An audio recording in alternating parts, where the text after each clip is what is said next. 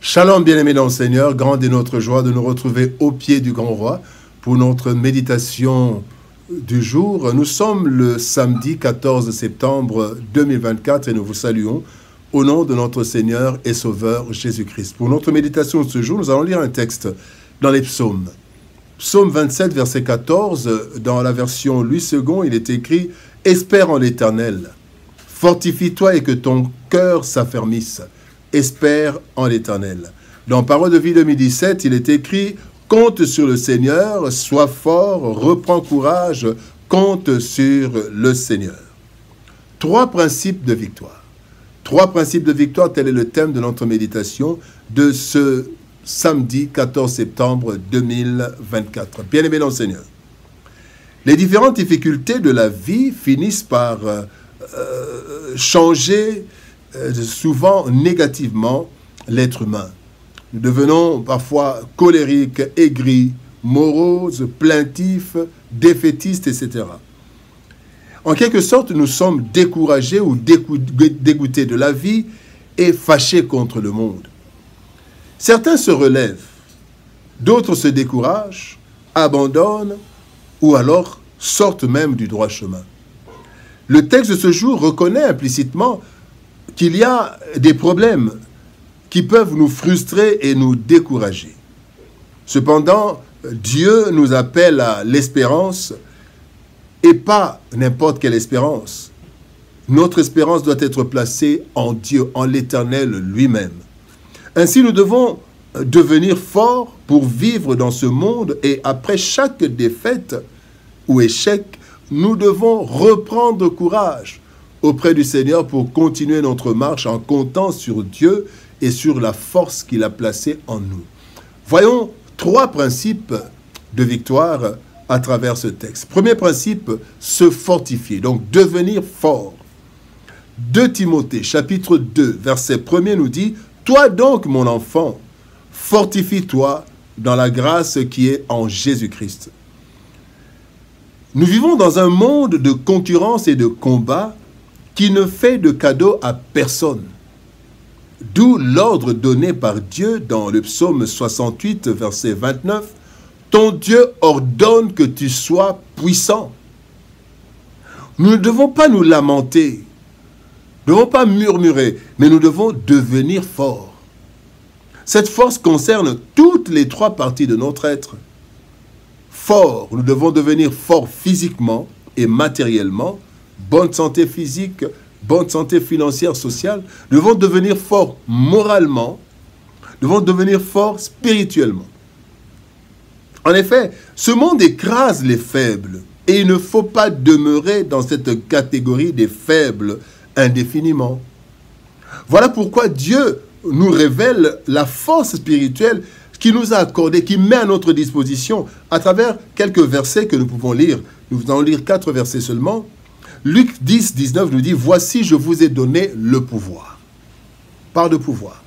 Acte 1, 8 « Mais vous recevrez une puissance. » Éphésiens 1, 19 nous dit « Quelle est envers nous qui croyons l'infinie grandeur de sa puissance. » 1 Corinthiens chapitre 4, verset 20 nous dit « Le royaume de Dieu ne consiste pas en parole, mais en puissance. » Voilà quelques versets parmi tant d'autres qui parlent de puissance et Dieu veut que nous soyons forts, que nous soyons puissants. Cette force spirituelle, bien-aimés, nous soutient pour acquérir les autres forces, car, bien-aimés, tout provient du spirituel. Le deuxième principe, reprendre courage. 1 Roi, chapitre 19, verset 7, la Bible dit « L'ange de l'Éternel vint une seconde fois, le toucha et dit « Lève-toi, mange, car le chemin est trop long pour toi. » Là, il s'agit de Élie qui était découragé après avoir combattu les prophètes de Baal, les avoir exterminés. Il a été menacé par Jézabel et il était découragé, fatigué, demandant même la mort. L'échec fait partie de la vie humaine et même de celle du chrétien. L'échec n'est pas une fatalité. Le plus dangereux, ce n'est pas d'échouer ou de tomber, mais plutôt le fait de ne pas se relever. C'est ainsi que la Bible déclare dans Proverbes chapitre 24, verset 16, « 7 fois le juste tombe et il se relève. » notons ceci, 3 éléments dans ce texte. D'abord, nous devons savoir que tomber ici veut dire perdre, échouer, chuter. Tomber, échouer, chuter, perdre. Deuxième élément, il est dit, il se relève. Il n'est pas dit Dieu ou les autres le relèvent. Il se relève. Et troisième chose, le chiffre 7 signifie à l'infini. Autant de fois, 7 fois le juste tombe, autant de fois qu'il tombe, il se relève. Bien aimé, la chute ou l'échec ne doit pas nous abattre, mais plutôt nous devons faire notre part. Prenons exemple sur le cas d'Israël qui venait d'être battu par Haï dans Josué chapitre 7. Qu'est-ce que Josué a fait? Il y a 6 choses que nous voulons voir. D'abord, première chose, nous devons chercher les causes de l'échec par analyse ou alors dans la prière comme Josué a demandé au Seigneur et le Seigneur lui a montré. Deuxième chose, tirer les leçons. Tirer les leçons de nos échecs. Troisième chose, nous devons corriger ce qui est à corriger. Quatrième chose, nous devons consolider le positif. Cinquième chose, nous devons écarter les éléments négatifs. Et enfin, sixième chose, nous devons reprendre et repartir autant de fois qu'il faut jusqu'à la victoire.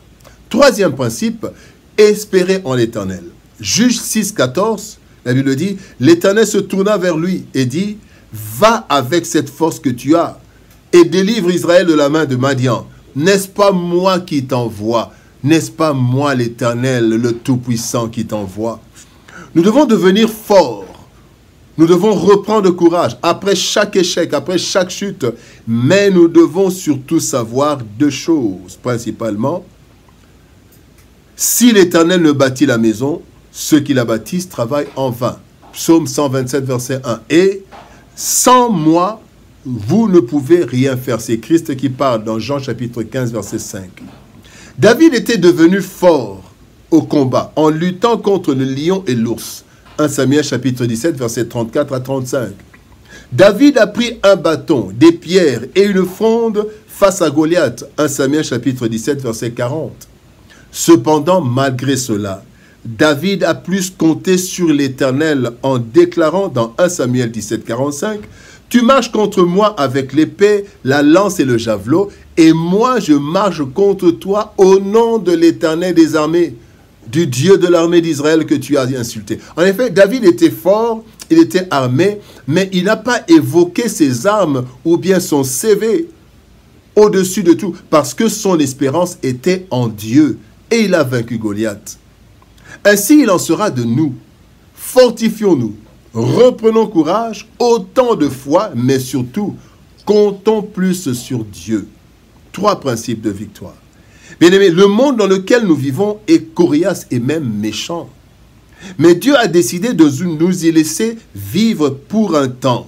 Pour parvenir à résister dans ce monde, sans être de ce monde, nous devons devenir de plus en plus forts dans tous les domaines de notre vie par les moyens honnêtes et disponibles. Et lorsque nous connaissons des chutes, ne baissons pas les bras, mais relevons-nous et continuons la marche victorieuse. Cependant, au-delà de tous nos efforts, bien-aimés, au-delà de tous nos efforts, sachons que seul Dieu peut nous donner le vrai succès. Ainsi, nous devons, tout en devenant forts, nous devons ne pas nous reposer sur la chair, mais sur Christ, qui a aussi vécu dans le monde et qui l'a vaincu. Selon qu'il a été, il a dit dans Jean chapitre 16, verset 33, « Je vous ai dit ces choses afin que vous ayez la paix en moi. Vous aurez des tribulations dans le monde, mais prenez courage, j'ai vaincu le monde. » Prions. Père de gloire, nous te bénissons et te rendons grâce pour ton amour et ta bonté. Merci parce que, Père, c'est toi qui nous montres, Seigneur, les principes de victoire. Tu veux que nous soyons puissants. Nous devons devenir forts. Aide-nous, Seigneur, à utiliser les moyens honnêtes, les moyens légaux, les moyens disponibles afin que nous devenions forts. Aide-nous, Éternel Dieu de gloire, à nous relever. Chaque fois que nous chutons, aide-nous à nous relever. Et surtout, Seigneur, aide-nous à avoir les yeux fixés sur Christ le rémunérateur, le consommateur et l'auteur de notre foi. Seigneur, aide-nous à avoir comme modèle Jésus-Christ qui a vaincu le monde. Donne-nous, Seigneur de gloire, de vaincre le monde comme Christ l'a vaincu, que nous devenions forts, que nous reprenions courage quand nous tombons et surtout que nous comptions sur toi. Bénis ta parole et bénis ton peuple au nom de Jésus-Christ, notre Seigneur et Sauveur. Nous avons ainsi prié, Père. Amen. Bien-aimés dans le Seigneur, que Dieu nous bénisse. Shalom, au revoir. Bon week-end et par la grâce de Dieu, nous nous retrouvons lundi pour une autre série de méditations au pied du Grand Roi. Shalom, au revoir, bon week-end et à lundi.